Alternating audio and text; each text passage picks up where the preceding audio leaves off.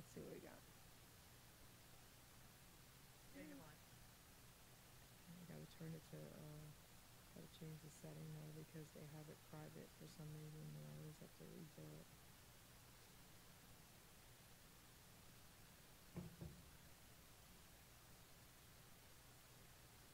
I don't see it. You're live. I got it. Now I got it, baby. Alright, let's do this. And privacy. Cover. Now I'll share it onto you.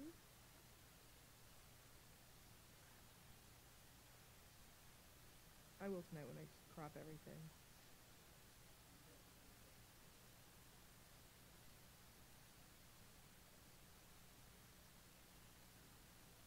It's cold in here. Oh no. Hey guys, people could hear us. Be nice. Alright. Hey Facebook land. What's that? Oh, that's on the screen. You signing to Facebook.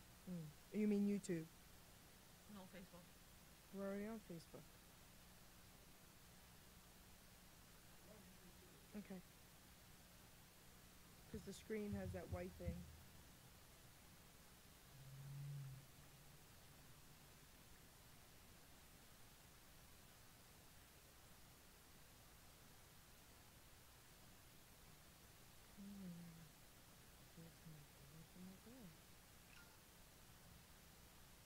It's on your walls, guys.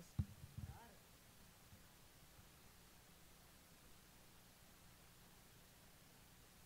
Gino? So I will share it to Hamilton Radio, okay? Alright, because maybe that might help. I don't know, but we'll see what happens. No, but I mean, I didn't want you to, you know.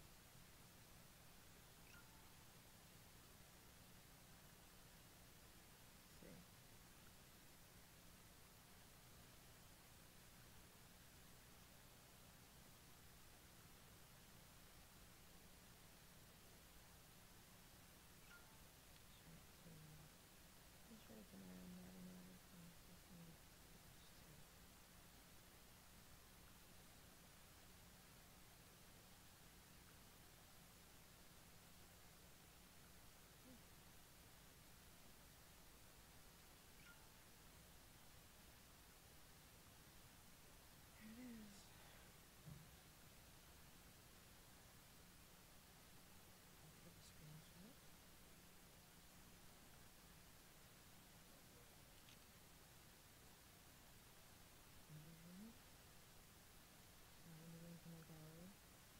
My photos, baby.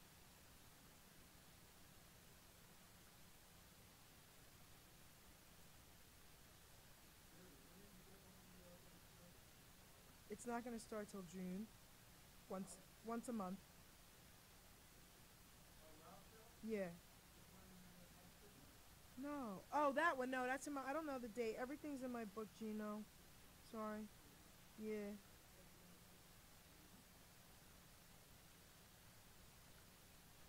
Yeah. I can't answer those questions.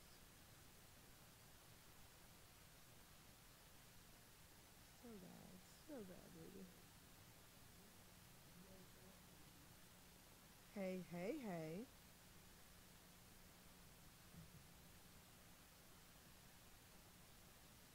Can you hear us? Mm-hmm. We are. So no, that'll be at the top of the Facebook page. Mm-hmm. Bring it up. Okay.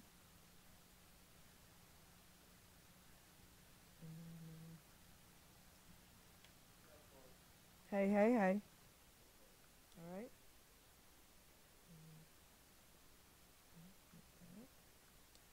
Now we're going to the photos. I'll get you your pictures. Delete that was the wrong one. Delete that.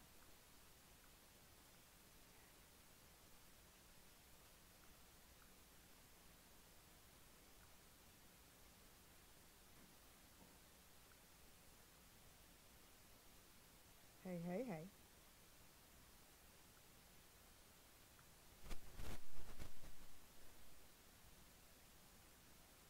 I'm turning Into a what? I turned it into a phone case.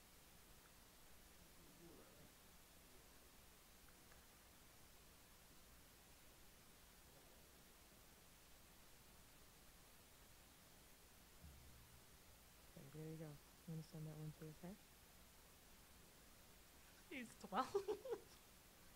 Is he 12?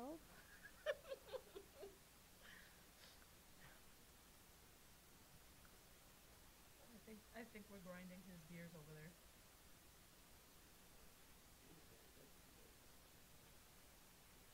I don't think he's paying attention to any of us.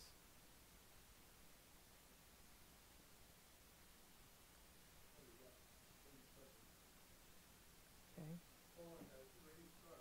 Okay. All right.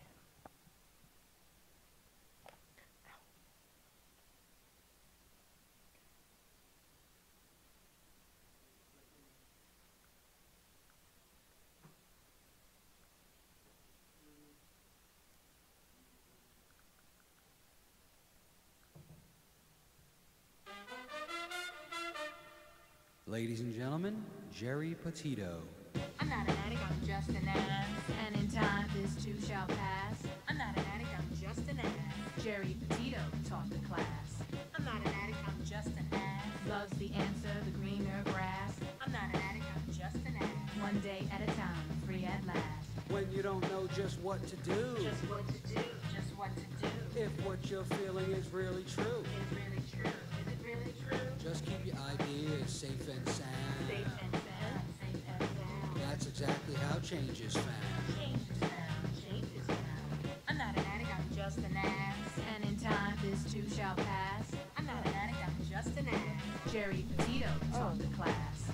I'm not an addict, I'm just an ass. Loves the answer, the greener grass. I'm not an addict, I'm just an ass. One day at a time, free at last. Hello, everyone, and welcome to the Jerry Petito Show on Hamiltonradio.net. So tonight's going to be a really great show.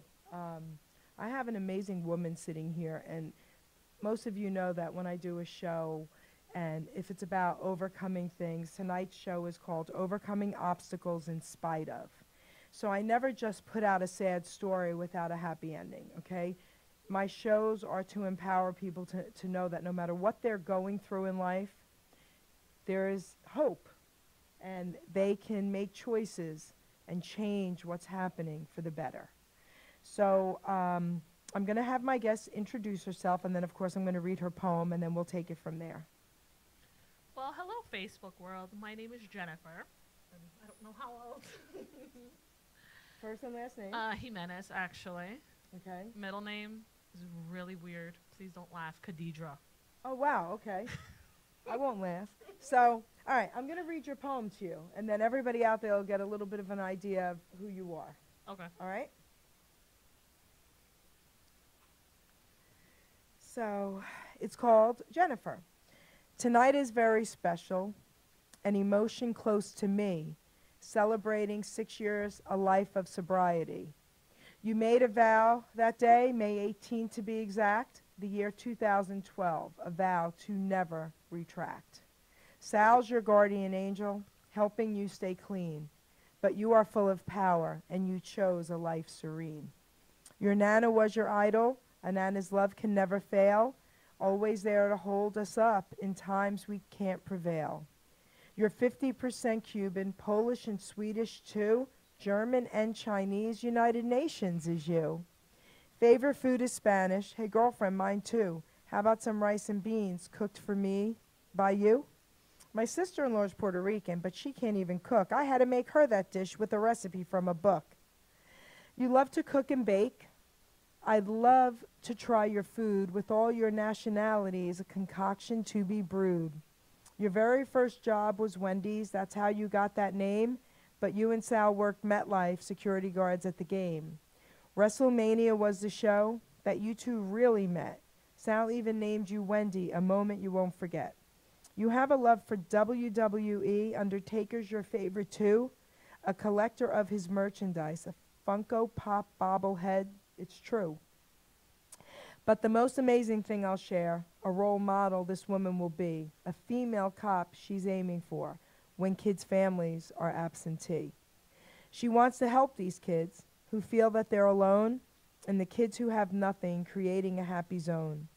I wish more people were like you. In spite of what you went through, you made a choice to give back, helping the broken become anew. That's for you, girlfriend. That's for you. So everyone out there knows that I'm the author of I'm Not an Addict, I'm Just an Ass. So whenever I do shows and I have guests that have struggled with addiction, it's really close to my heart. So this is a really great story. I'm going to have her share everything about her life with you guys in a minute, but I have a question for her. So you don't just want to be a cop. You want to be a cop that helps children, correct? Yes. Okay. So elaborate on that. Tell everybody what you want. Okay, I want to be that person where kids feel who are in my situation, I could turn to her. You know, she's not going to be that typical stereotype cop where stay away, it's all about the bad. Because I know what it feels like to be alone and not have anybody to turn to. So if I could fix one person, That's right. it'll go a long way. Kind of like the ripple effect. That's right. You know, just that one kid could be like, yeah, I made it because of her, you know, and they'll pass it on. My dream was to always be the person like Nana was to me. So that's what I want to show, you know. So I think that's beautiful. And I think it's really beautiful because the majority, and I don't know this for a fact, this is just my opinion. You know, I have a lot of friends in law enforcement, you know, and I think the majority of them feel like they want to do good and fight crime and do all that kind of stuff. But yours is a little different take here. And that's what made me say I need to have you on my show. Yeah. So anyone out there who has ever struggled with drugs or alcohol, depression, or anything, you really want to hear her story because this could empower you. So share your story a little bit with everybody. Okay, so we're going to go back to I was 6 months old. From what I remember, my father's mother passed away, so I never met her. And all I knew was Nana. 6 months, my father decided to take a walk. So from 6 months to 4 years old, she was for everything. Where was your mom? My mother was working. Okay. My mother, Did she live with you? yeah, Oh, okay. I feel, paid more attention to my other two sisters. Like, Nana used to tell me I would wait in my crib at 5 a.m. for her to get there. I guess that's why now I don't sleep often. And we used to go to the park together. There was this is going to sound pretty weird. There's one sanitation worker from West New York. I don't know, I was his favorite. I remember him. His name was Bob. And every day on his route, when Nana would take me to the park or to pick up my sister, he would always stop and say hi to me. It was like a weird connection, sort of, right? And then 4 years old, this had to be probably close to 98, I think this was. We moved to Union City. I didn't know what was going on. All I know is a strange man comes along and says, hey, I'm your father. And Oh. yeah, we moved to Union City on 26th Street. And Wait, how old were you? I would say 4. Before I didn't turn 5 yet. And a strange man comes up to you personally and says that? That was my father. The I didn't know who that sanitation was. guy? No, Oh. no. Okay. I got confused there. Okay. So just a strange man comes up to you and says, I'm your father. Yeah, because from 6 months to 4 years, I've seen him twice. Okay. And from what Nana told me, I would always cry my eyes out. Because all I thought was, this man is taking me away from her. What is he doing? So 4 years old, I remember one fight that they had. He didn't want her to move in with us. And all I knew was, Nana can't leave me. I wouldn't want to phrase this as kicked her out, but more of like kicked her out, as a better way I can say it. And I cried that night. Oh, wow. Till she came back the next day, because I didn't know anything. existence was built around her. She came back that day and we shared the room together. So when I was sick, when I was happy, sad, mad, she was there. So Nana was your person. Yeah. And every time, my father had a hands problem growing up. I've gotten hit with wooden sticks, shoes, his hands. I had a plate thrown at me. So abusive. Yeah. My father, it was more of his drug problem. He used to do cocaine in the bathroom, and he would drink a lot. So it was more like, Nana, help me, you know? When he would hit me, I would go cry to Nana. And even when he was hitting my mother, I used to pray at night, hoping that, you know, he wouldn't kill her. Because I didn't know any better. And, sorry. I used to say to Nana, I promise I'll never be in a relationship like that no matter what. And she always told me, always be independent. Be the best person you could be. I have to ask you a question real quick. So did you ever find yourself in an abusive relationship? Honestly, yes. Okay, so let's talk about that for a minute. So you went from telling Nana you would never be in a relationship like that. What changed that you allowed yourself to be in one? It was more, Can you hear her okay, guys? Tara, I need your T-square. 2009, when the beginning, I had pneumonia. I was in the hospital.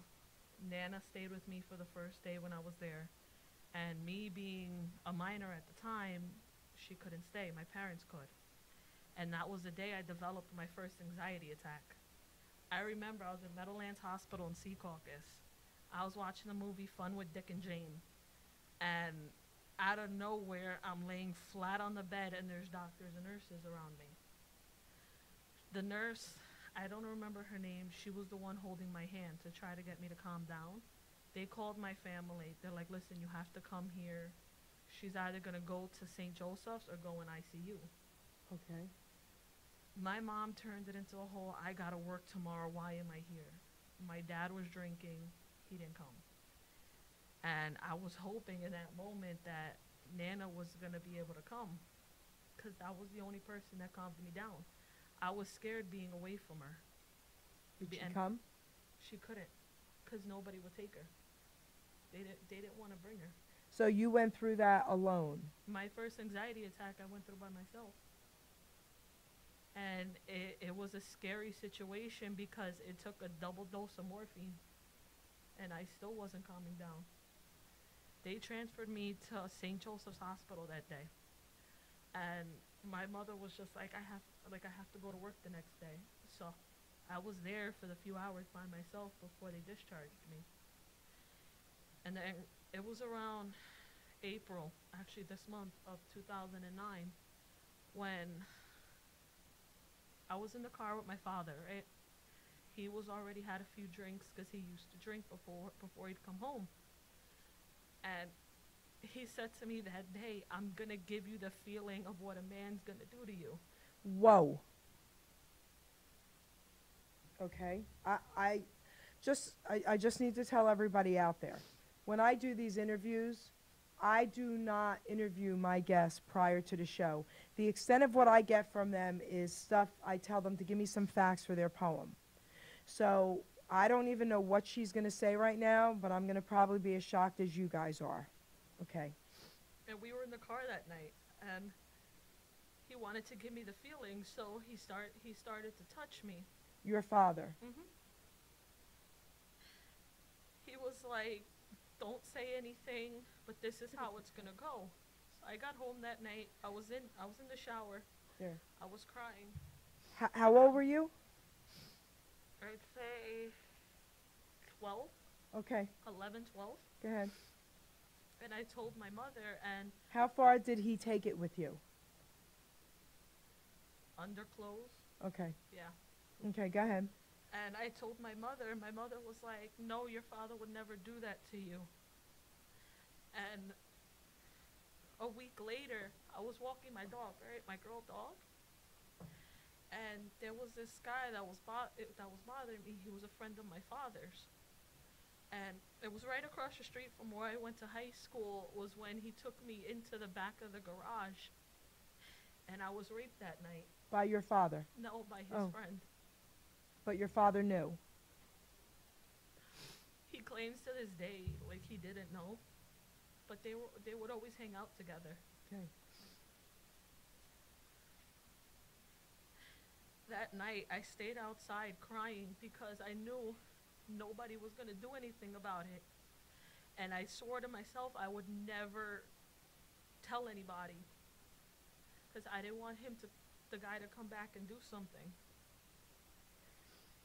Okay, I have a question. The reason I'm stopping you and questioning you, yeah, is so that people can hear each step as we're taking this and what was on your mind and what went through. Because when you were only 12, you knew enough to tell your mom your dad touched you. Now you're in high school. Why were you afraid to tell someone? Because your mom didn't believe you? It was next to the high school. She didn't believe that one, so why would she even Okay. believe this? That's what I wanted you to, okay, so continue. We're going to fast forward 2 months later. Nana started getting sick. She wouldn't want to eat. She would have neck pain and upper back pain. So we took her to the hospital in Hoboken, right? They declared it a muscle spasm. They gave her a really strong painkiller. She wasn't coherent, basically. She couldn't walk by herself. My dad carried her up the stairs, and I remember this very well. It was my two sisters, my mother, me, and my father. And Nana started to cry because she couldn't get up, and she wanted to. My mother was screaming at her, "Why can't you get up? I'm going to put you in a nursing home." And I looked at Nana, and I told her, I was like, "Nana, please, for me, do it." She was able to crawl around you know how between one staircase, the floors? She crawled and crawled her way up the stairs. And that night, she was saying, "I wish I was dead." And it killed me in that moment because why would she want to do that? Why would she want to leave me? A week later, this was July 4th. She wasn't eating. She missed the fireworks that day. I went out with my father to see them. The next day, she goes to the hospital in Palisades General. This was already when I was going to go for my first surgery. Second, actually, this was. She was in the hospital that day. They didn't know what was going on. They were still running tests. I came out of the hospital. My mother and my father picked me up. My dad decides to fight with my mother like he always did, and he says, "I hope your mom dies in a week." And Nana died 12 days later. We get to the hospital. I'm still on crutches. And they ask her, "Does your mom have cancer or any form of cancer?" And I was young at the time, so I was putting it in my head, Nana doesn't have cancer. Nana's going to live forever. And she gave me her necklace that day, and she told me, "Keep it safe, Tootsie." And I promised her that I always would. I go home that night. This was July 6th or July 7th maybe, was when they called about lung cancer. And Nana hadn't smoked in, my God, 40 years. She hadn't smoked. And she used to call me when she was in the hospital. When I wasn't seeing her, I seen her every day. Whether on crutches, whether in a boot, Nana was my priority. And after my father said that was when she started to take the turn. Her voice started to go. She couldn't keep her head up. And Nana would call me, and she would sit there on the phone and just breathing because she was trying to say something, and I would talk to her. So she knows that, I'm still there. And I remember one of the nurses, when she didn't want to take her medicine, the nurse would say, "I'm going to call Jennifer." Mm-hmm. And she would just nod not to do it, and she would take her medicine. So I feel as, she was trying to teach me never to give up. Okay, you're right about that. You know, You're right about that. it comes to July 21st. Me and my mother were both in the hospital with her. They gave my mother the do not resuscitate paper, and I told my mother, don't sign it. I don't want her to go. And my mother still signed it. And that day, it was more anger towards her for signing that than more of, Nana's taking the toll, because I didn't want to believe what I saw, the dropping blood pressure and all of that. I was just like, no, she's going to make it. I see her that day. We go home. I was supposed to spend the night with her. My dad was drinking that night. He was like, no, you're not allowed. I had to stay home. I was told when they took her from the hospital to hospice, she was crying in pain. And to this day, I believe that she didn't want to show me the pain that she was in, because she knew how much I looked at her. And she made it to hospice.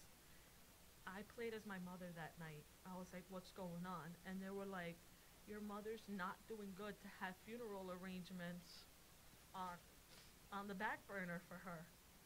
So I didn't say anything. That was kept with me. July 22nd, I wake up. You know how when you wake up, you get that strange feeling something's wrong, knowing you share the room with her? I went to the doctor that night. I was at the Sonic on Route 17. Me, my two sisters, my mother, and my father. My mother got the voicemail, you guys need to come right away. So in my head, it's, maybe Nana's making this miraculous recovery. We get home, and I walk into the room, something's off. You know how you get this whole feeling? And then when when something's missing, it's like empty. My mother goes down to hospice. My aunt was there. They were downstairs. They all go up together, and the director comes around with the nun, and he's like, I'm sorry, she just passed. My mother calls me, paused on the phone. She's like, oh, she just passed. And when I'm telling you, I didn't know what to think in that moment. All I was thinking was, why her? Of all people, why her?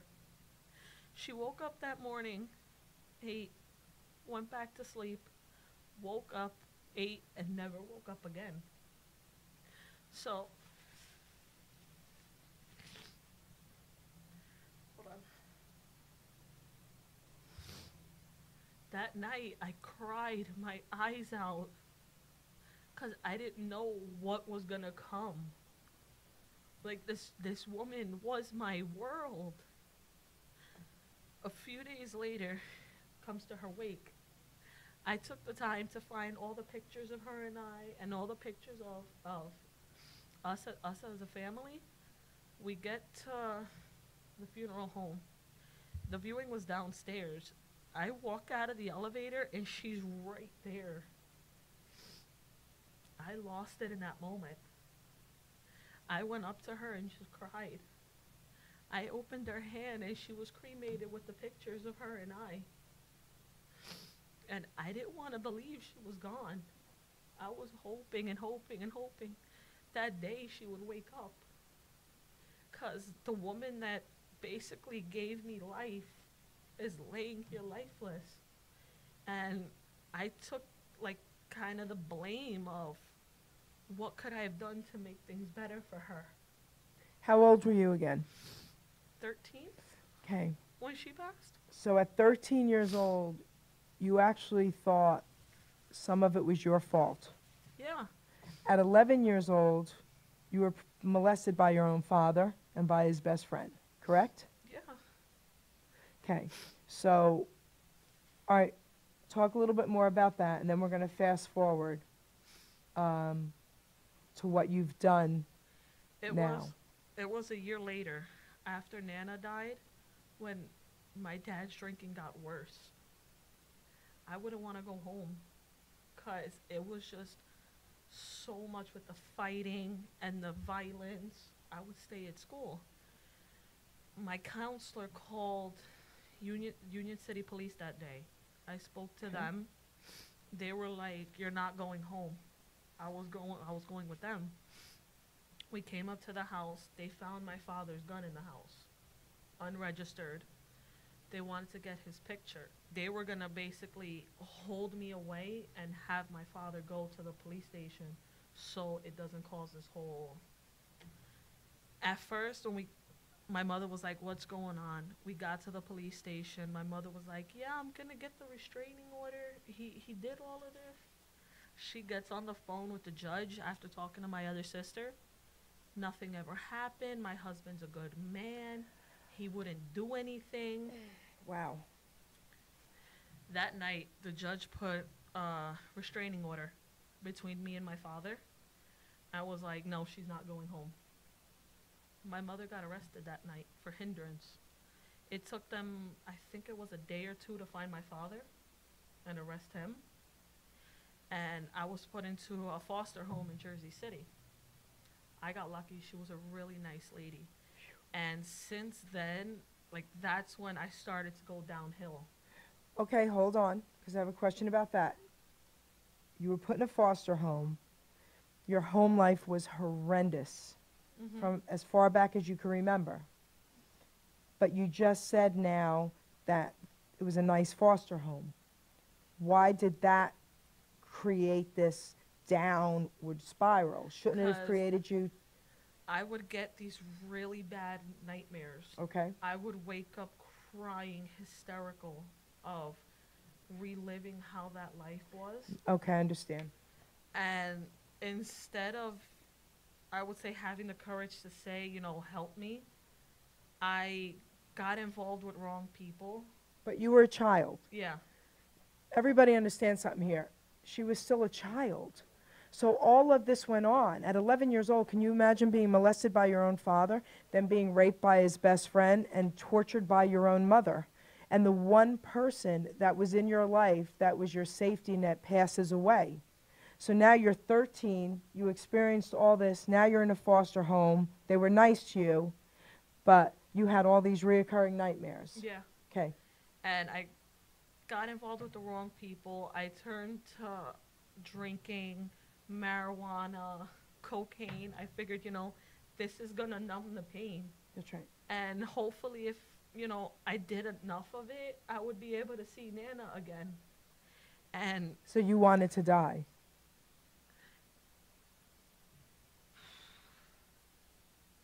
I didn't know anything. That's right, you were a child. But All you I- just knew that you wanted to see your Nana. Yeah. Okay. Because I didn't want to imagine life without her. Okay. And it got to the point where I wouldn't go to school because I was out getting high and drinking and literally waking up with my head in the toilet. Now your foster family, did they know this was going on? Yeah, and she helped me. She helped you. Mhm. That's beautiful. Cause she's a Christian woman. So it was like your angel. So Yeah. maybe Nana, we have a phone call. Okay. Hello? Okay. So it was like your angel. So maybe Nana, we have a phone call. Hello? Hello? Hi, Jerry. Jerry, this is a Jersey Shore Angel. Hey, how I'm are sitting you? here listening to her story. Hi, sweetheart. Hi, Jerry. Jerry, I hear your feedback. I think if it's your... Hold on a minute. Okay. Hold on. Yeah. Okay, I've been listening to her story. I don't think she knows who I am, but Introduce I yourself want to her to her. know that her grandmother's very, very proud of you, sweetheart. This is the Jersey Shore Angel. Tell her who you are and how you know that. Okay, hold on. Let me just turn my phone this way Okay. so you can, we don't get feedback here, okay? Okay. Okay. What's her first name? Jennifer.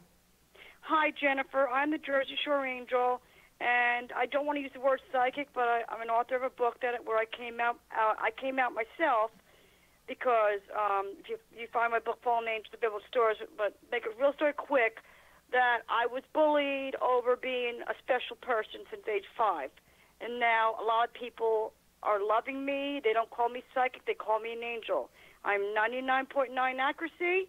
I'd be happy to see you on a private level if you'd like. And hopefully you can connect with your grandmother right in front of me in my office, okay?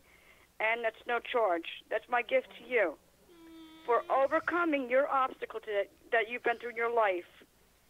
You really, really made your grandma proud. And just watching and hearing your story just hit my heart, and I would like to help you in any way I can. Am I still on the air? Yeah. You've got us all in tears. I can't talk to you. Thank you. Is she okay? Yeah, we're good. What's her favorite color? Purple. Lavender? Purple?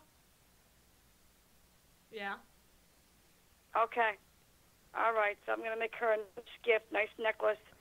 All right, so, Jerry, you can give her my number. All right, sweetheart. And have her, where are you from, sweetheart? Northern Jersey? Where's that? Well, Bayonne. Oh, baby, you got to come see me, girl. You got to come see me, okay? Yes. But it's my gift to you. Thank you. Thank you, beautiful lady. Love and light, and God bless Hamilton Radio, all at Hamilton Radio. Love you. Be blessed, not stressed. I love you too, Jerry. All right, sweetheart. Bye-bye. Bye.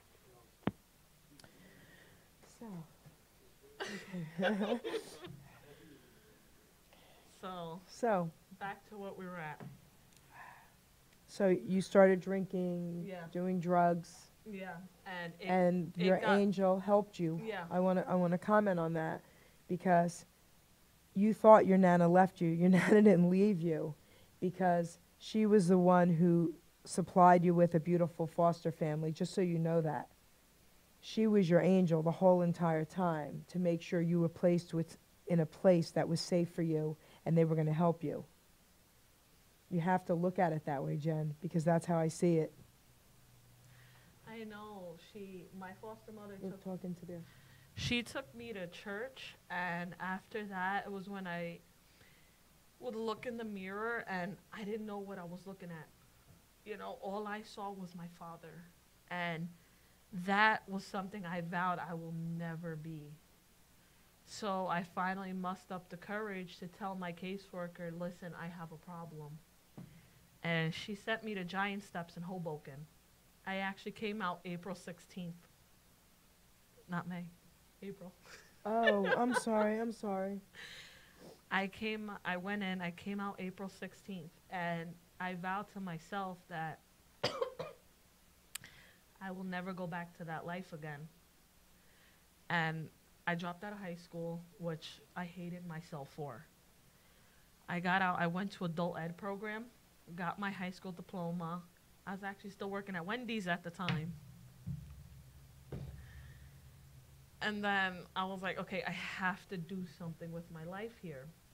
So, lo and behold, 1 year later, who do I meet? Your angel, your earthly angel Sal, my CD guy. Yes. My my alive angel. And I will say, even though we have our ups and downs, I truly thank him for everything. He's kept me straight on a lot of difficult paths. And we met, I was getting straight in line. I fell off the wagon, not in that way, but met somebody who I regret meeting to this day. Okay. Unfortunately, him and I didn't talk for 6 months. Worst mistake I made. We got back talking again, and I got injured during that time. By him? No. Oh, okay. No. Okay. It was a work accident. Okay. It was in the car. My elbow got caught in the door. Better the way to explain it. And my supervisor at the time was like, take a Tylenol, you'll be fine. Like, go home, basically. It was the day before my birthday. Who has the bad luck like that? And I get hurt. They kept me off schedule. And then I was only working one job at the time for a month. December 7th, 2015, I lost both my jobs that day. And at that moment, I was like, this isn't good. Like, what am I supposed to do? You know, I stayed unemployed for a week and a half, 2 weeks maybe. Found another job and was still going to physical therapy. It wasn't helping. I will still get like the numbness and tingling in my elbow, and basically I wouldn't have any feeling in my hand. So they were like, yeah, you need surgery. And in my head, it's like, oh, what's going to happen now, you know? Because I already lost my jobs. I felt like everything was going to come crashing down. I had the elbow surgery. I wouldn't want to say it worked fully, but it relieved some of the pain. Okay. And that's when I started getting shoulder and neck pain. And it was kind of blown off for a while because insurance companies suck in better ways. Mm-hmm. And it was October 26, 2016. I took a physical test a couple of weeks before, and they were like, no, you're going to have a disability in your arm for the rest of your life. And it's crazy because I called him crying that day. Yeah, come on. We invited you from the beginning. Mister, come on, baby. Sal, Angeletti, guys. I gotta say a few things. Sorry to interrupt. This is her earthly angel. Sal, get closer to her so you're in the screen. No, it's good. Perfect. I just want to rewind a second on how we met. Was of course at WrestleMania at MetLife Stadium, and I was her trainer to be a security guard. Okay, My cool. supervisor said because of all my experience, you know, take her under your wing, show her the ropes, and all that stuff. Of course, everybody knows what my name is in Italian: Salvatore meaning savior, and Angeletti meaning angel. Wow. And yes, that's very true. That's so cool. And I knew there was something not right. It's like her nana led her to me, Yep. and I don't want to be dubbed as a guardian angel. Maybe I am, maybe I'm not. I don't know what I did because I was brought up, of course, in a big Italian family, learned respect. And yesterday was the passing of my dad's, his anniversary of his passing was 2 years ago. I unfortunately didn't make the cemetery yesterday, but went today to go say hello to him. You know, and everything I told him on the up and up, you know, what's going on with my life, with Nicholas, who my son's going to be 16 on Thursday. And I knew there wasn't something right. I says, you know, I'll be your friend. Tell me anything you want. I'll sit and listen like a therapist, but I don't charge. Still owe me $25,000, by the way. You know what? And she was telling me all these things would happen to her, and it made me angry. I mean, I'm not a vigilante. I'm not Batman, though I wish I was. Just kidding. But when she was telling me these stories, it made me angry. Did you call the cops? Did you have these people arrested? Are they still bothering you? You know, stuff like that. Besides, that's almost as bad as bullying. Almost. You know, Are you kidding me? let me tell you something. That's worse. A man is not a man if he's going to lay hands on a woman. Or be molested by your own father? I would have took Okay. I would have taken a metal chair and right in the face. Okay. It would have been all over. Insanity. Because Insanity. I would take every rapist in this world, Yes. I'm okay put with him that. in a building, I'm okay with that. and torch the son of a bitch, I'm okay with and that. watch them all burn. So, I'm okay with that. That's me. If you don't like what I just said, oh well, live with it. And I don't give a rat's ass. He really doesn't. You know, you could catch me on a good day and a bad day when stuff like that, when I hear bullying about what my son was just going through in high school out in Pennsylvania, because he wasn't part of a clique of being an athlete or whatever. You know what I always told my son? Never be a follower, you be a leader. Always carry that name Angeletti. It's a big name.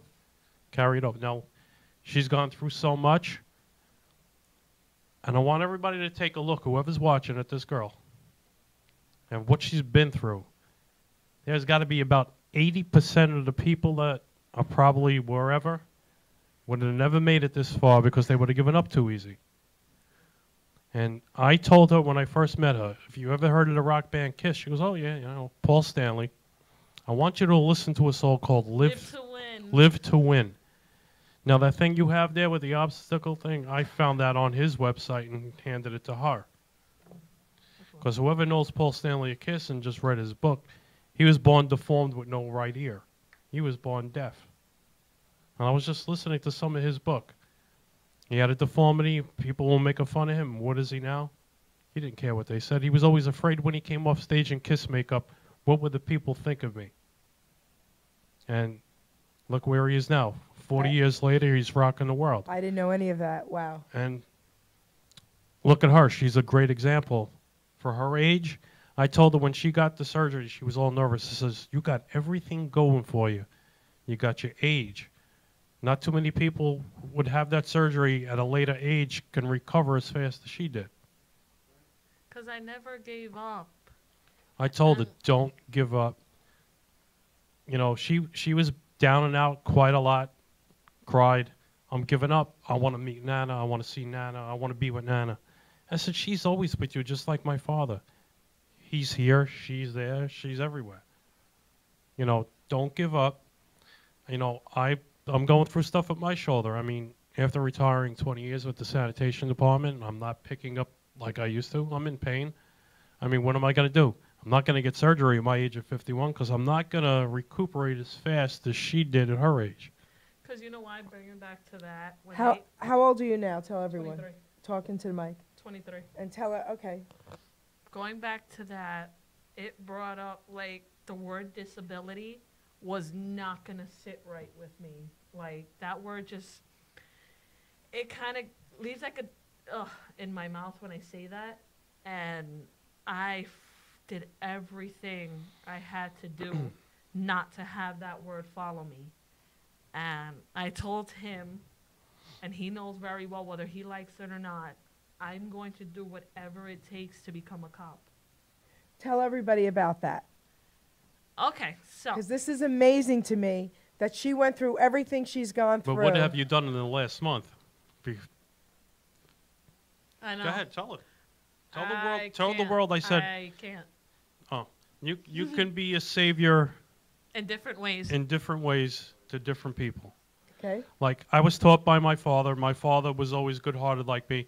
We're the type of people that if we see somebody laying on the floor and you're holding your hand up like this, I'm not going to leave you lying there. I'm going to pick you up. Okay. And I was brought up that way and will always continue that. So back to what I was saying with the whole becoming a cop. It holds a very soft spot in my heart to when I see like teenagers and stuff going through things like that. Even like what he was saying with his son, like even that hold a soft spot, you know? Okay. Because I know what it feels like to be bullied. Like they used to call me fat in school because I was tall and chunky. Not for nothing, I'm perfectly fine with my body. In my opinion, it's beautiful. Woo! You like what you see, let me know. If not, shut up, basically. Now I really love her. And you shouldn't, like, degrade somebody like that. Because I know what it feels like with the PTSD, the depression, the anxiety. I know what that feels like to be. Depression's not beautiful. I mean, let's cut you off. I was going through depression at the age of 18 over a girl who didn't want to date me at the time.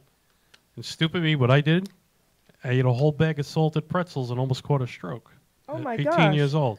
A lot of people don't know this story. And I was like, I tortured my poor parents. I couldn't sleep. I stayed up all night. Let's go bowling. Let's do something to snap you out of it. And it clicked on, what the hell am I doing? What am I doing wrong here?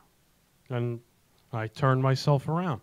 And depression's that's a bad disease to have. It's not I call it it's not a physical disease, but let me tell you something. It could lead to things that, unfortunately, suicide. People, pull up their car by the Verrazano Bridge and think, hey, I'm getting out and I'm going for a swim and never coming back.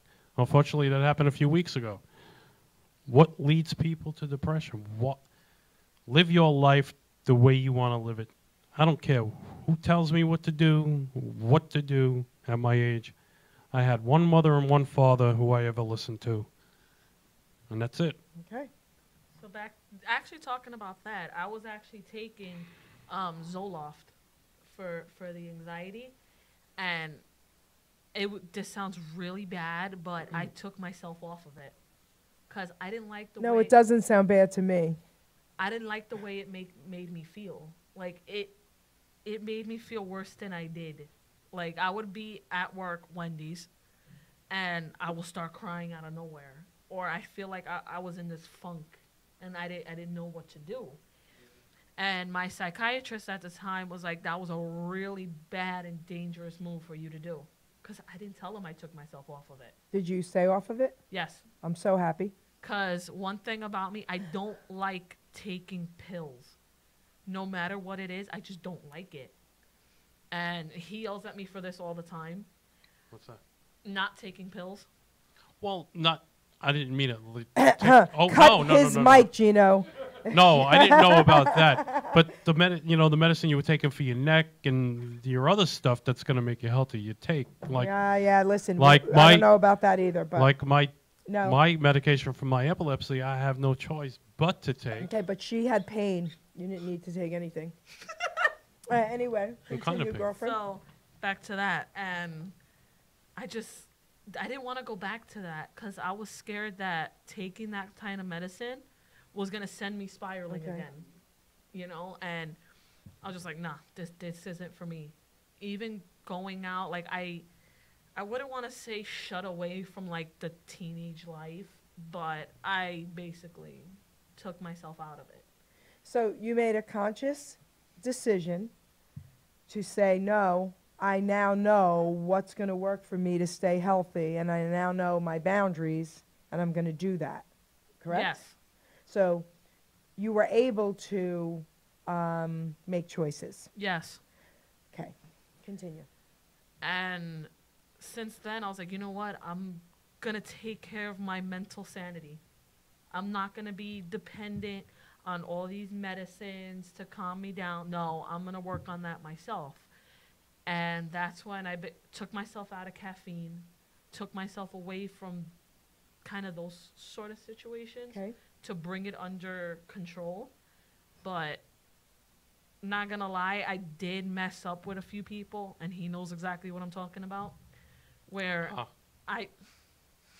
Because they'll get pissed off. Don't. Okay. I thought I could trust them, and they showed me I couldn't. Okay. So that's kind of why, like, I don't really, I would say, open up to people, and I don't get attached to people. But there's this one human being next to me where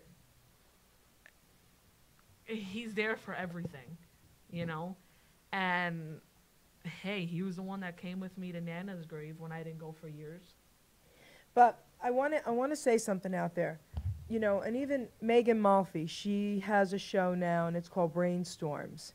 And Megan suffers from bipolar, and her show's going to be unbelievable, guys.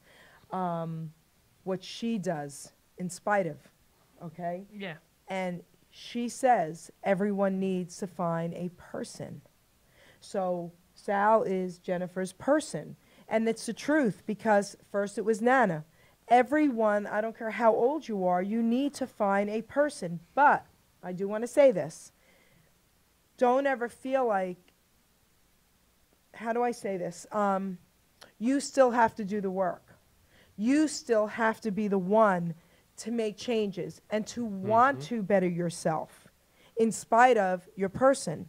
So even though you have that amazing person, you're still the one that made the choices to better your life. Oh, of course, because What's that old saying? You can lead a horse to water, doesn't mean they're going to drink it. That's right. I see it as, like, the end of the day, like, it's not his life. Right. It's not anybody else's but mine, It's, I have to live out my dream.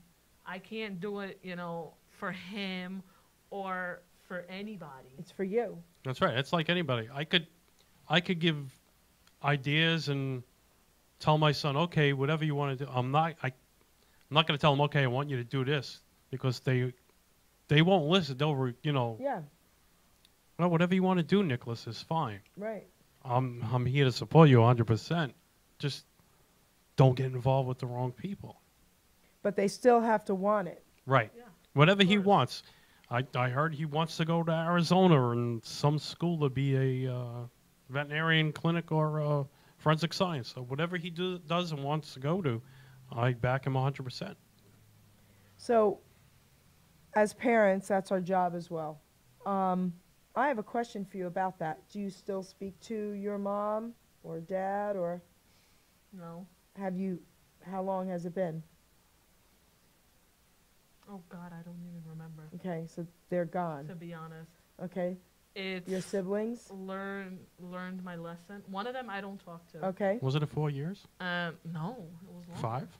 I say 5 maybe. We're going on 6 now. okay, No, I think it's 5. okay, okay. It might be 5 or five. 6. Because they're afraid to come near her Okay, because of me for some reason. okay, but that's okay.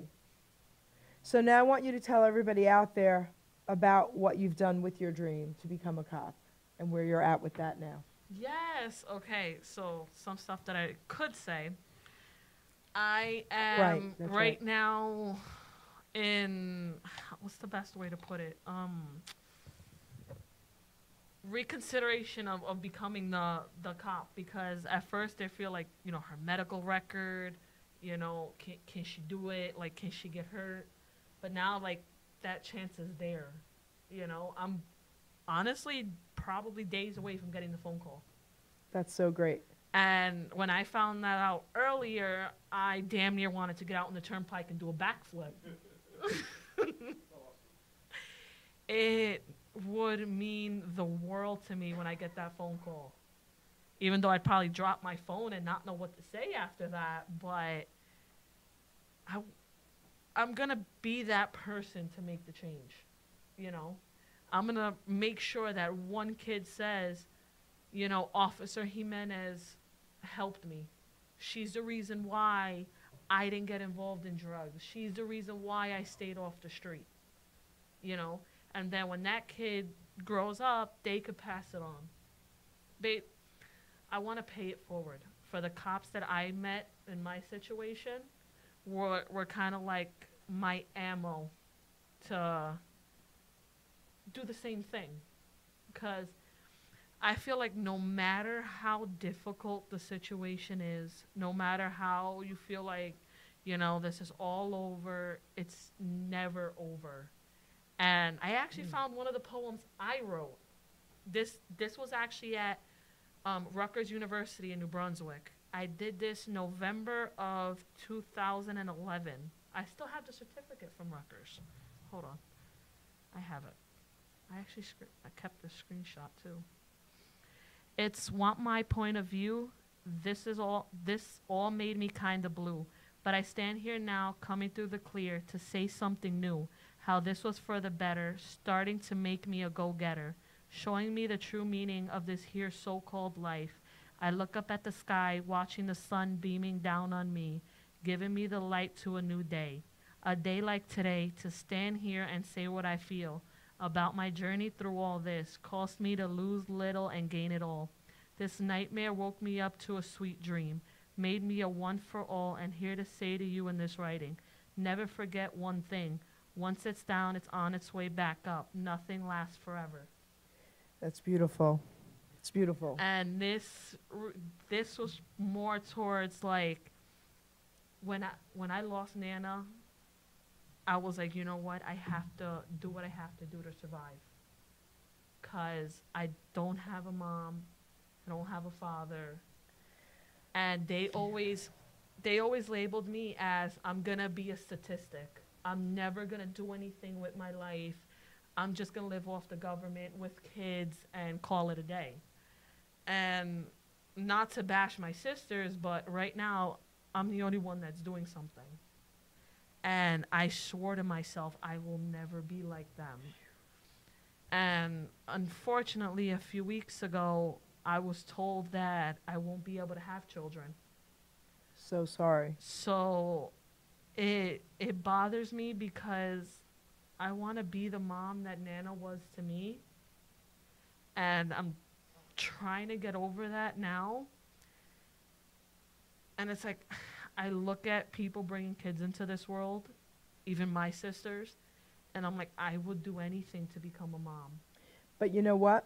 With your passion to be there for all these kids, you know what your role is, right? What God wants from you. Mom. Wants you to adopt. I would. And he knows that. Honestly, in a heartbeat. See, he knows that. So there's going to be this special child out there waiting just for you, Jen. I mean, that's how I see that. With everything that you have been through, and with everything you just said, when you just said to me that you found out you couldn't have children, there's a little sadness, but then I thought, whoa, but this is God's plan. That's right. That's right. So think about that. I know. And no, I will. I will adopt. If that miracle does not happen, I'm going to adopt. Yeah. And I said to myself, when I graduate the police academy, I'm taking my graduation picture and going to Nana's grave with it. It's beautiful. And I'm going to tell her, Tootsie did something. That's right. And whether it takes me another year to get there, I'm going to be a cop. And whether he likes it or whether anybody likes it, I'm going to do this for me. And I get that, you know, when you care about somebody, you try to keep them in a bubble. But I've learned that I don't know my own ability unless I go for it. You know, what's the worst that could happen? Fall down, get back up. Keep talking. You know? Keep talking. They need to hear this. I've been through the worst already. You know, nothing worse could happen besides losing Nana. You know? And that was part of my reason of not really getting close to people.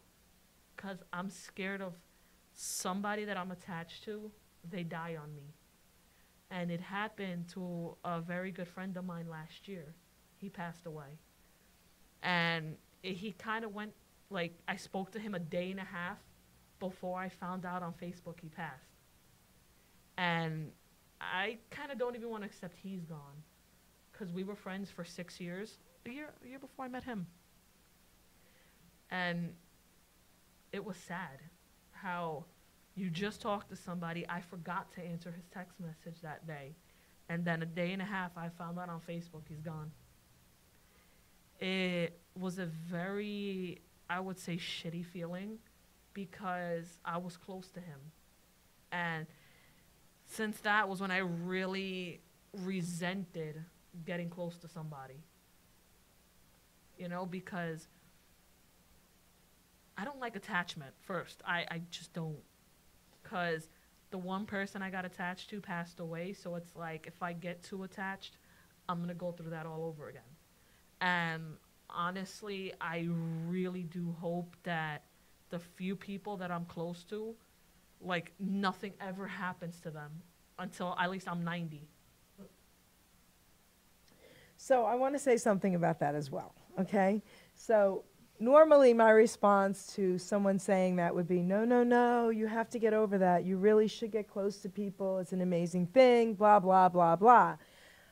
But I think God has other plans for you because I think you'll be able to do the job even better for these kids if you're not so emotionally attached to one child and another child and another child. Because I couldn't do that job. Because I would just be a blubbering idiot crying and be like, I can't, oh my God, I want to take 1,000 kids. I can't do that.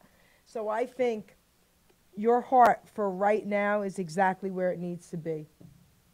Oh, of course. My heart is 100% into becoming a cop. Yep.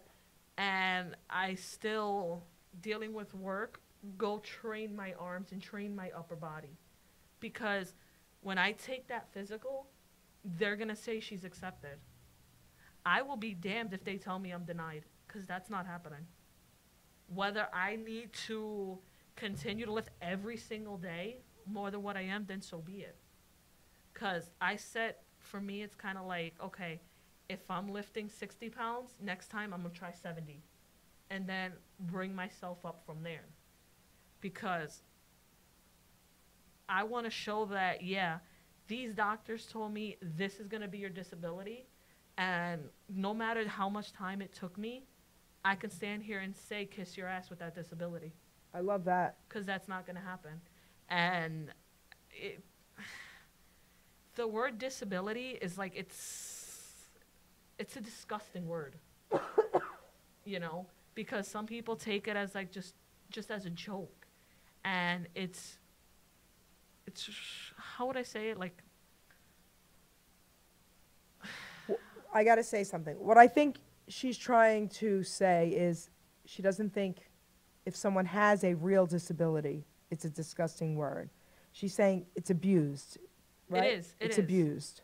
Like, you know, people want to make fun of, even in the street, like I've seen it, and this has really pissed me off, because I'm first aid certified in CPR, right?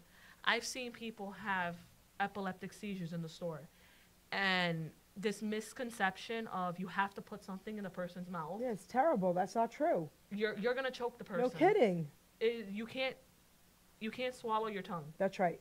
You know, and it's more of like they leave all this stuff around the person, and then they're wondering, wait, why did this person hit themselves?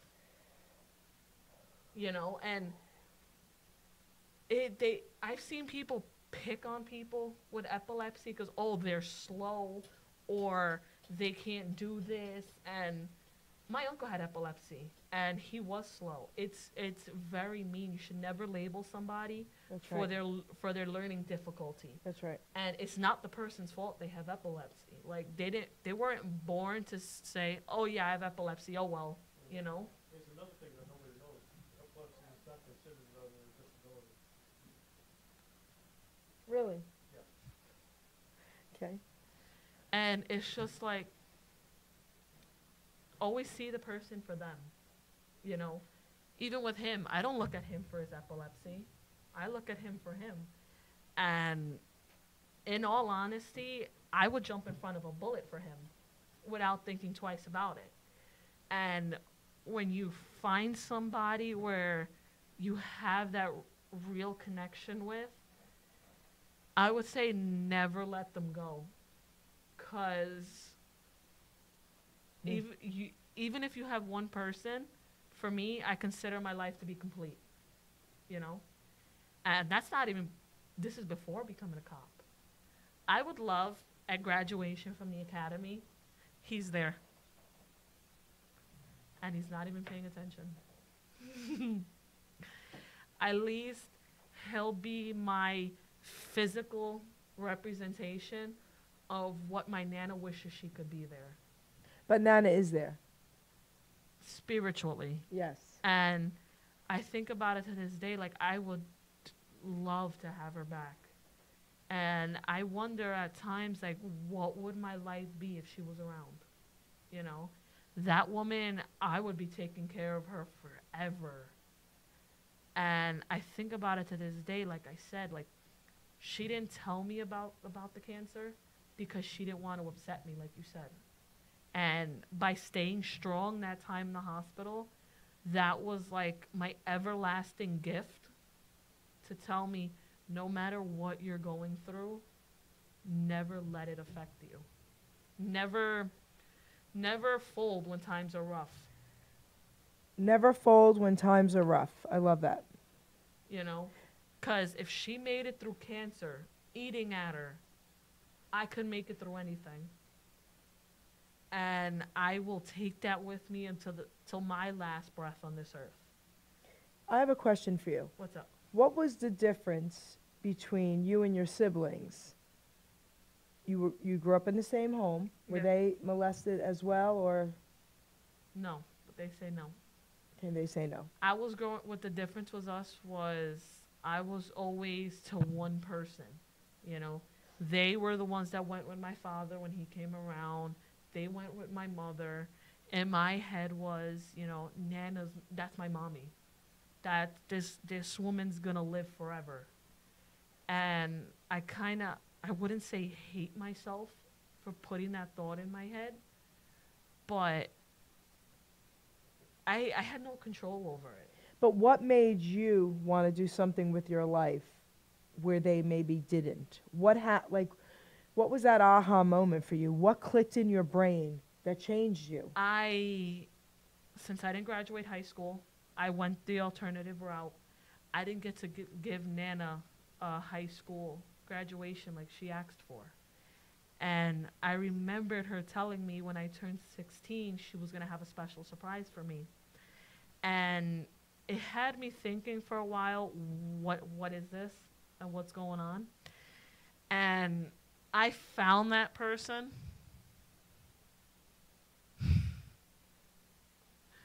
He knows who I saw as that gift. When you have somebody that just would never give up on you and will always be like that shoulder, you take it and run as far as you can go with it. Because, like I said, when I graduate the academy, that's the first person that's going to be there. Okay. Whether he likes it or not. It's amazing. That's an Yeah. amazing story. It's my advice to anybody that no matter it's depression, anxiety, PTSD, any form Sexual abuse, of mental abuse physical. and physical, it's never over. Okay. Whether you feel like, okay, I have nobody, I don't know what to do with myself. If I made it out at a young age, so can you. Just because you feel like you don't have somebody in that moment doesn't mean nobody's gonna come along. It takes a shitty situation to bring that rainbow, as they say, the light. And I was kind of in this dark hole with my hand up in the air. Wow. Waiting for somebody to, instead of jumping in with me, to pull me out of it. And it took August 5th, 2013 for that to happen. Sal, I need you to come back over here for a minute. I do. Yes. I do. I do.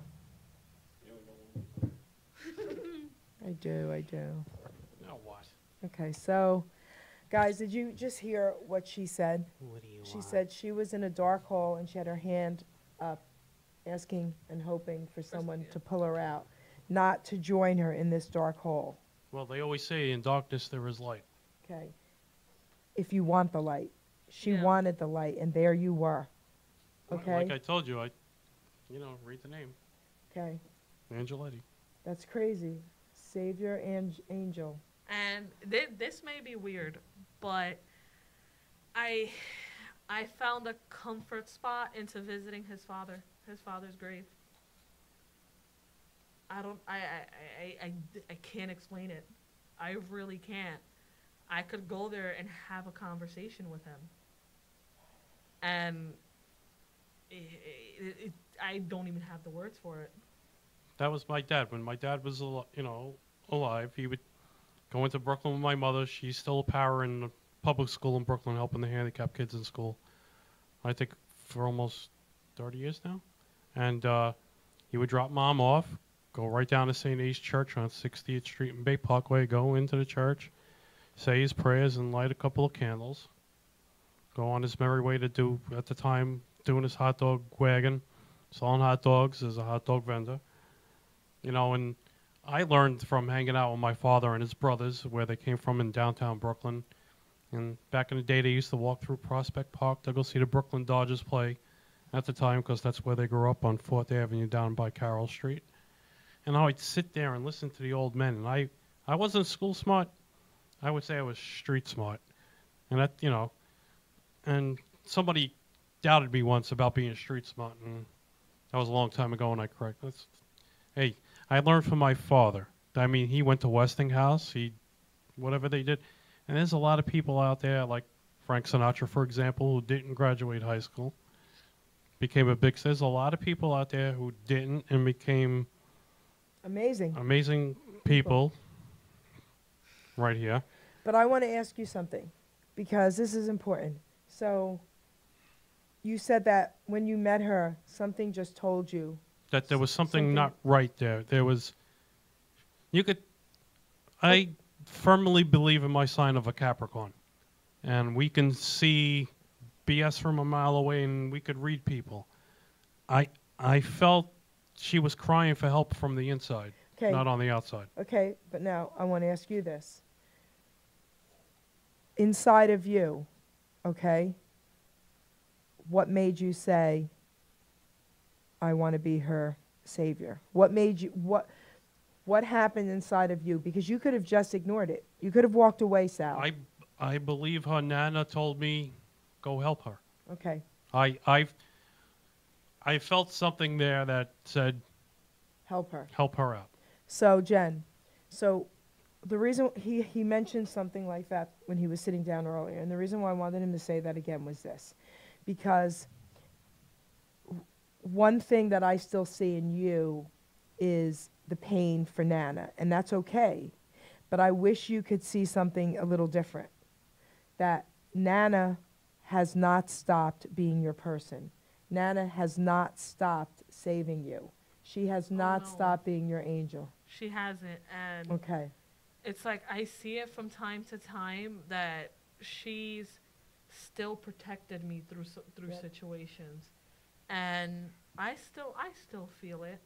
And there's times where I'll go to bed at night, and I secretly hope that when I wake up, Nana'll be there. And yeah, it makes me sad that she's not around, but it's like, okay, you know, here's another day to live my life, so I could write it down, and she'll know about it, you know.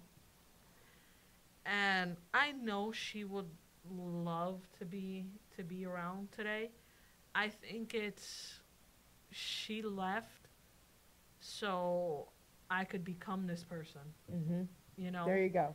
And it was a very difficult wake-up call at a very young age.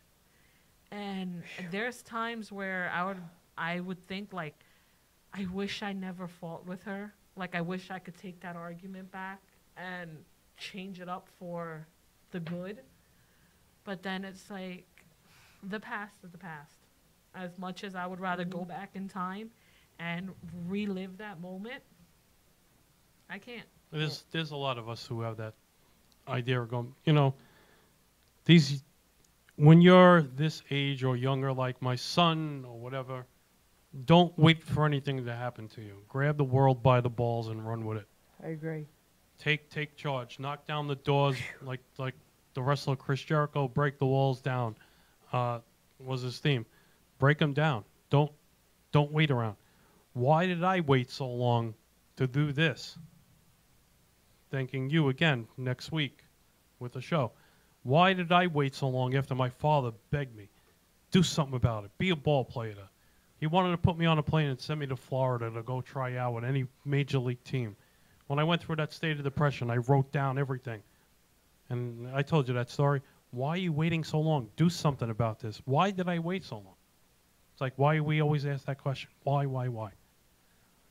What I always tell you, that is the biggest thing in life. What is that? What if? Yes. Two biggest words in life. What if? Yes. What a big question mark. What if this? What if that? Well, don't what if anymore. Kick the door down. Come in full steam like The Undertaker. Yeah, he's back. And Who cares whose door it is? Just kick it down. you know, rise from the dead, kick it down, and take it and run with it. Tell everyone about your show, Sal, and when it is and what's happening. In 9 days. Is it 9 days? Yeah, 9 days. Yesterday was 10. 9. 9 days. We are going to be the newest wrestling talk show on the planet. Take It 2 takes over NJ. Let me tell you something. Somebody commented and said, hey, there's another wrestling talk show besides Busted Open's coming on. That's right. They were all excited. I'm Yes. like, that's great. You know what? I hope all these pro wrestlers, whoever's listening, you know, call in. We'll have a great time. You know, there's a lot of catching up to do from WrestleMania to next week's big show, which is the day after ours, and we're going to have a great time with it. And Jennifer, you're going to be co-hosting the times you can, correct? Yes. And You guys would love my idea that I made for Taker 2. I got its full case. That's right. I know you guys can't see this, but yeah, Taker 2's on a full Oh, what case. else? We're having T-shirts made with the name of the show, and probably putting Jerry Petito and Hamilton Radio Yay! on the back of the shirt. Woo! Let me tell you something. This radio station, I don't know how long you guys have been doing this. Over well, 20 years. well, let's put it this way. We're going to be here for the next 20. I can't. And I'm so excited. we're going to run with this, and we're going to bring this to places where it's never gone before with all these new shows. Yay! And that I guarantee. Okay. And I believe you. Because I I believe told you you. the other story. I know you're all booked up with my wife Donna's friend who came out with a book. right. He's an ex-cop, and I will get to her to talk to him to come Yeah. on the show, and he's got a great story. We all have great, like that old saying, there are 8 million stories in this naked city, and everybody's got one. Everybody's got a story.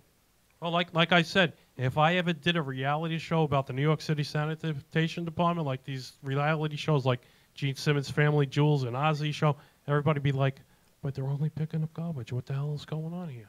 You would never believe any of the stories that would go on. But you know what? That job I thank for the last 20 years that I worked with them, because I wouldn't be sitting here probably wearing this jacket without that job. Where would I be? My cousin is 65, and he retired from New York Sanitation. Where would we all be if Yeah. we didn't, look how we all met. That's right. Through crazy. Richie Elvis. Again, August 18th, the My Strand Theater. CD Do guy. not forget, come see Richie. One of the best Elvis impersonators by far. Give the date, Richie Santa. Give the date. Richie Santa, August 18th, a Saturday night, Strand Theater, Lakewood, New Jersey. Be there or be square. That's right. So we still have a few more minutes. We're coming to the end of the show. We have about 15 minutes left. I want you guys to talk.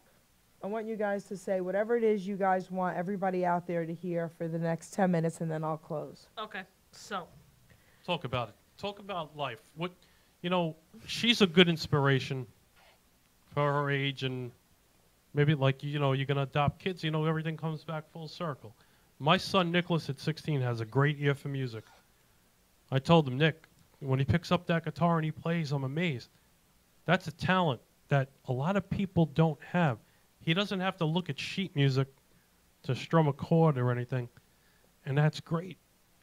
You're an inspiration to generations of that age and probably That's right. beyond. You should write a book, in my opinion, like Jerry did. If anybody didn't, Jerry, hold that book up, Jerry. Not an addict. I'm just an ass, guys. Very well done. Jennifer could do the same thing. Like we all say, take life by the balls, run with it. I mean, Jerry, I thank you again for having Oh, you're welcome, kiddo. all these great shows. I mean, I didn't discover anything until you came to Richie's show that night. We would have never found you. And everything comes, like I said, full circle. so as I was gonna say, Oh, Hush. boy. Here we go. Shush him. Cut his mic, Gino. Go ahead, sweetheart. as I was gonna say, to anybody who is in, they feel like they're in this dark hole and they don't know how to get out of it, I'm telling you this, I promise you, it's not over. No matter how low you feel, no matter what the situation is, there will always be a break in the clouds. Just wait for it and never give up. Amen, John. Because you don't know that last breath you take, the next one could have been your breakthrough. If never turn to drugs and alcohol and suicide, just live through it. There's at least one person in this world that will be there to listen. And I'm telling her and I'm telling him exactly 1 year from today, I will be back and you will be calling me Officer Jimenez. That's There we going to go. be an amazing show, girlfriend. So listen, Kicking ass and taking names. we are putting that in my book a year in advance. You got the date. You Yes. got it? Yes. Okay. I'm going to be 50. Oh, Maureen is. I know you're still listening out there. She's the aunt of Dave Marksman. This is April, and if anybody is aware what April is, it's Turn Your Lights on Blue. It's Autism Month, Autism Awareness. Of course, my Department of Sanitation always lights up in blue, and everybody around the world. Let's give a shout out to all those people out there with that. Autism Speaks. I want to do something big next time with that. I'm calling somebody where I could get my hands on a Batmobile. Okay. I want to here we drive go. to that hospital and make these kids smile. Yes. And it's going to get done. Whoever's in Anybody. on the deal, If you know where anybody to hit out me there up. can get us a blue Batmobile, tell them. I'll drive it in blue. I don't care what color it is. I don't care if you dug up Adam We West. need a down in the Batmobile, I don't care if you guys. dug up Adam West right now. But I know Burt Waters still. He wants to dress as Robin. I'll go as a psychic. I'll do anything. Anything fighting a cause. And what I was saying before when I was sitting there, I know we don't have much time, that it strikes me when I was diagnosed with epilepsy and I tried to get on the sanitation back in 1993. They disqualified me for this. And found out when I wanted to collect Social Security disability was turned down because epilepsy is not a disability. And I'm saying to myself, but how is that possible? That somebody, I'm glad because I caught it before it got worse. I had grand mal seizures, which was a twitch in the body. There are other people who fall on the floor, like you said. They always tell, oh, put a spoon or something under the tongue. And in high school, I seen somebody get Hulk strength by having a seizure. He would pick people up and throw them before he calmed down. It's a sad thing. Medications, it's funny. I'm on this medication. Every 6 months, go for your blood work. Oh, it could cause liver. And what's the next thing going to fall off? My left nut? What are the side effects on that one? So, one thing I will say, I'm tagged in this video. If anybody wants to talk that feel like they're in a shithole, you guys, I'm there. You can message me, and I will be there to listen no matter what. That's it, baby. Give everyone your name again. Give them whatever, however else. Let they it can roll get off in your touch tongue. You with like to suppose all you the Puerto Ricans. I love that. Jennifer Jimenez. There you go. You'll see it. I have a picture with The Undertaker. Dead man walking. And you're Yes. on Facebook? Yes, it's tagged in this video. Yep, she's a friend of mine as well. So guys, we're gonna end soon. So I just want to close out with some words here. First of all, I want to thank you, first and foremost, for being this amazing guest and sharing this horrendous story, but then this amazing story of hope that came out of it. And look where you are now. Okay. I want to thank Sal for sitting here. He's your earthly angel. I'm always here whenever you need me. And you are. Send up the bat signal. I'm here to answer. And you are. And I love you, Sal. You are. Guys, everyone out there, I hope you could really, really understand that we're only here to try to help you and make you understand that sometimes it seems really, really dark and hopeless, but there's hope out there. You could get in touch with me on Facebook. You can get in touch with Jennifer. You can get in touch with her through me. Sal, I'm sure he would love to talk to anybody out there. If you're a male, maybe, and you're not comfortable talking to us. Let me tell you something. Right? I don't know anything about therapy. I could sit down and talk to anybody. Give me a call, like my regular Facebook page or my other Facebook Right. page is Take It Two Takes Over NJ. Right.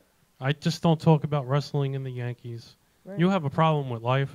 I've spoke to many sanitation workers on the side, with friends of mine. Don't life, it's not easy, but we can make it easy. There you go. Yes. So, having said all that, we're here for you guys, okay? How much time do we got left? We have like 5 minutes. Because I'm going to say something you're Say. probably not going to like towards the end of the show, but go ahead. Oh, God. Wait, no. No? What? Should I? What? You think we'll get sued by the WWE? No! Oh, I don't care about that. Okay. Because if you ain't down with the Jerry Petito show, Jennifer, Sal, and the rest of the crew, we got 2 words for you. Suck it! Suck it! And with that, we're closing out. I love that. All right, Gino, cut their mics. I had to do that. I love that. I just had to do it. Thank God I didn't stand up and do it.